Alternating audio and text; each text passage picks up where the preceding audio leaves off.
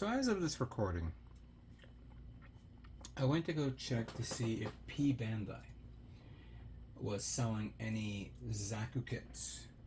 I'm sorry, the Zaku Cannon kit on their site, since they're having a big Gundam sale for the summer, where you can, if you buy stuff over $100, you'll get free shipping. Unfortunately, the Zaku Cannon is not listed there. It's a shame. I would have loved to share this with you guys so you can pick up a kit on your own if you want. But that's all right. I mean, I maybe other places will be selling it. I know that, and you know what? I should mention that in not next month, in the month of August, I'll be going to Anime NYC. Maybe at the Anime NYC show, the Zaku Cannon will be there, whether it's the original or maybe the unicorn version. Most likely the original, but I don't know if Bandai is actually going to be planning to do a reissue of that variant of that kit. It would be nice if they did, but for now, I have not heard nothing yet. If I hear something, I'll let you guys know. Now, looking at the colors, the tan here that we got, I have a couple of tan kit colors, and one that I've had for a while, which I'm thinking of using, but I use this as like a highlighter, but I'm gonna probably end up using it, is number 45 Sail Color. I should have plenty in here. Let's find out. Oh yeah, I have plenty there. So I got that.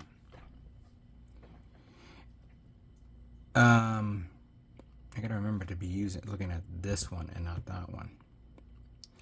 So that's for the overall color tones here.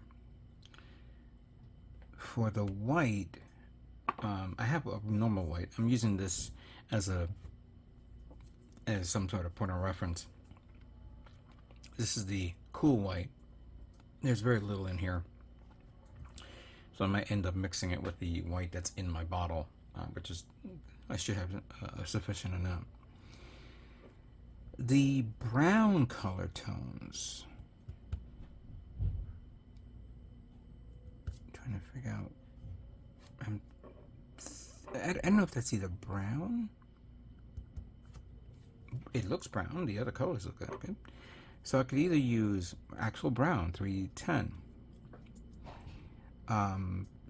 But where? Usually it's the backpack right there, the cannon. I don't know if it's actually the weaponry, but I have a feeling that this is just for that. I'll review it later on. So I got that. I have, for this green that's right here on the forearms, on the feet, and the hands, we have dark green here. So we got that.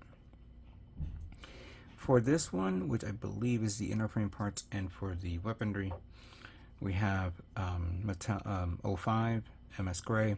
However, I'm going to be testing out two colors.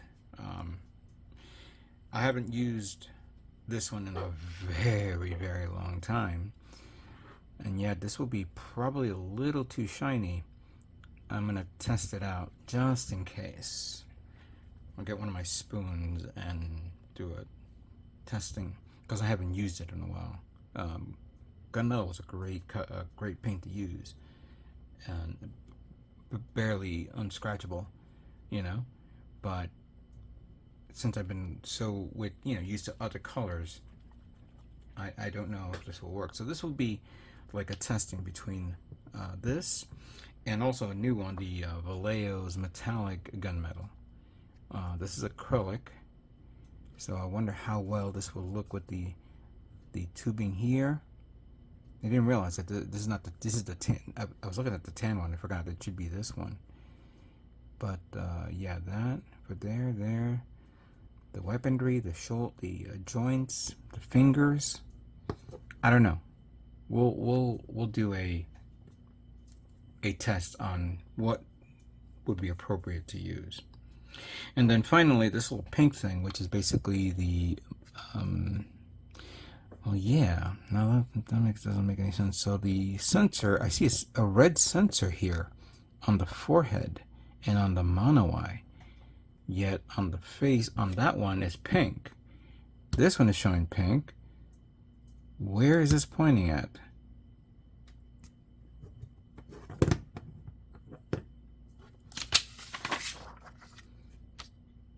It must be the eye, because it can't be anything else, and the sensor on the forehead.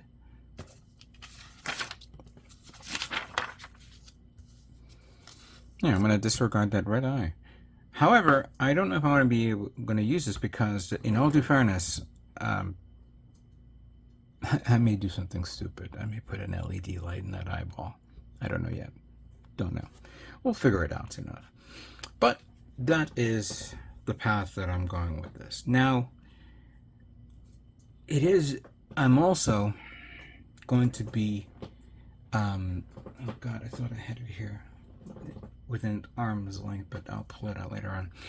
I'm actually going to prime it black.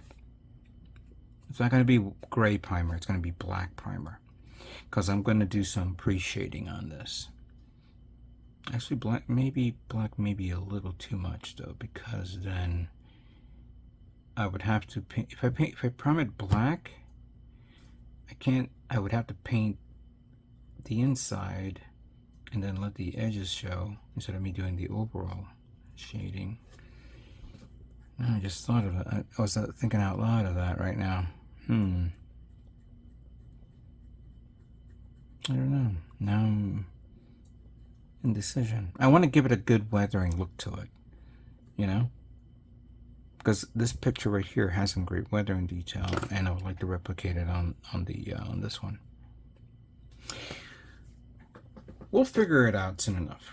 For now, these are the paints I'm going to put to the side. This is the kit that I'm going to make. Let us begin building Master Grade Zaku Cannon Gundam unit conversion.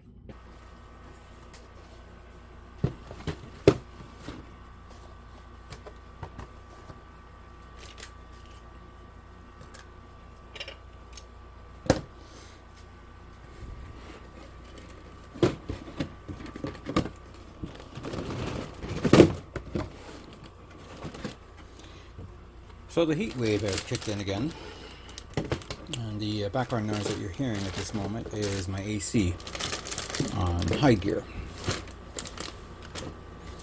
Most likely you'll be hearing it on and off as always, so sorry about that.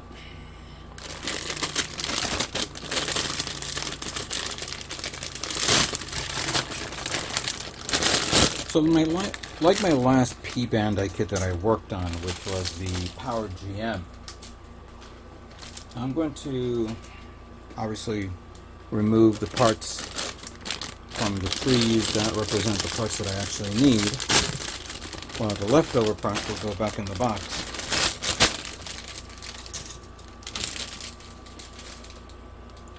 However, I noticed something, and I got to review it again.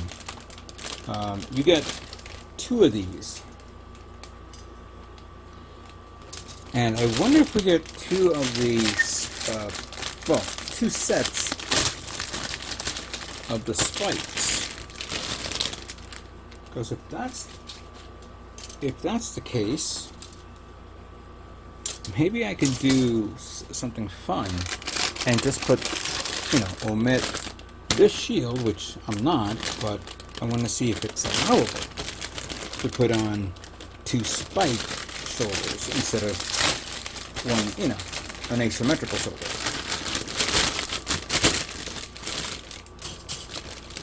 Also, I think this is not even required. I don't know. I'll review it again.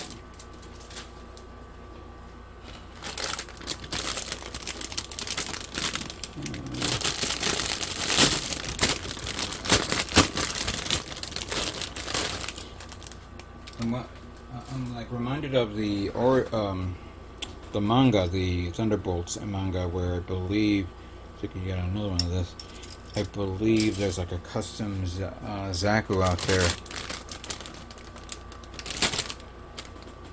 I don't know if that's actually, if there was a gun cannon at that moment.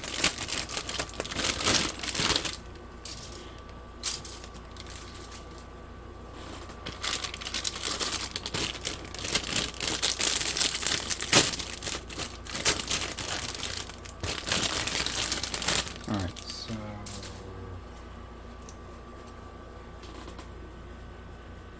I think we need that. I don't know. We need this or not? I don't know. No, we need the white of these. We need one of that.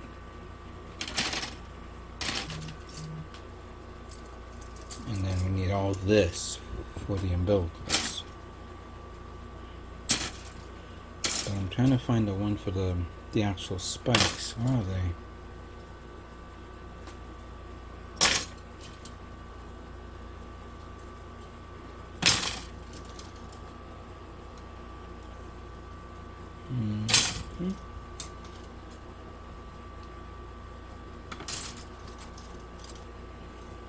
This is the weaponry and the thing. Here's that. Oh, so you only do get one set of this, and oh, no, you do get two sets. Okay, cool. Yeah. So you get this, and this set, and this set. This would be interesting. You know what? I'm actually thinking maybe what would it look like if I could take the green one, because it's not in the manual, and this, and then painted the tan color. That would be a cool idea to try that. I have to figure this out and plan it out properly. You know, I don't want to do it like half-ass and make a mistake. So it's good that at least this kit gives you options to do something like that. Alright, let me begin cutting this up and preparing the trays and divvying up all the parts that I need for this build. Okay, so here are all the parts separate and into individual trays. Now, here are all the charcoal parts, which pretty much makes up the majority of the inner frame parts. It gets a little confusing when you look at these parts and these. This one is one of the trays that at first when you look at it, you think it's that, but it's a little bit more darker tone. And I knew that these parts was the armored parts outside, and it had a little bit of the brown coating to it, or look to it.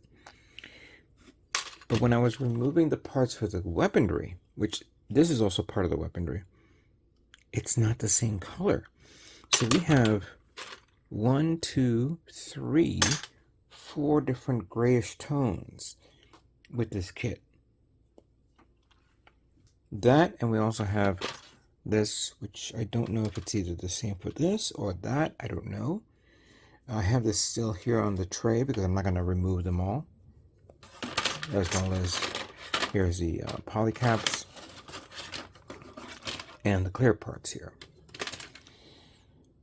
So those are separate right there. Then we have the green and then the white. Only the 6 parts of the white, because it's only the only this part here, the leg, that is only white, which is ridiculous, but it is.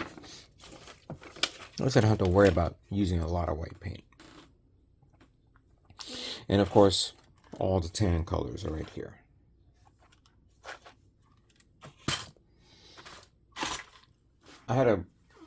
Even though I have like a lot of the leftover sprues here, which is all emptied out and cleaned, I have a majority of this that has not been removed because you need one part of that and the other part of this. So I have 2 of these now. I have one of this now for the feet and the forearms and some of the these parts here, parts of the arm here as well. There are these 2 little parts here, which I'm going to probably end up... I'm actually going to remove them all from the tray because it's going to take up a lot of space. These parts here, the green here, and these parts here. Now, I did, and I'm going to review it again. So I'm going to go here for a second. So remember that this, even though this is all the parts that you need to build this kit, part of it is from the Zaku 2.0. And in this page here, it omits this one in favor of this one right here. However, I'm going to take that along with the other spikes and then the other cover.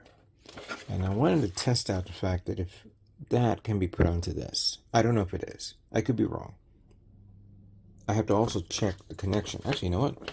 We'll check it right here.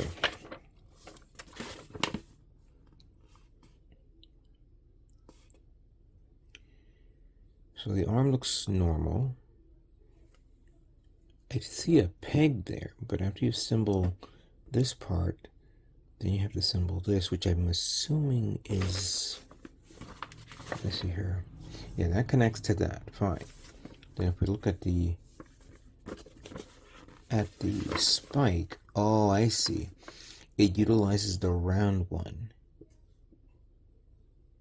So I'm gonna have to, you know what? Then let me get that right now before I forget.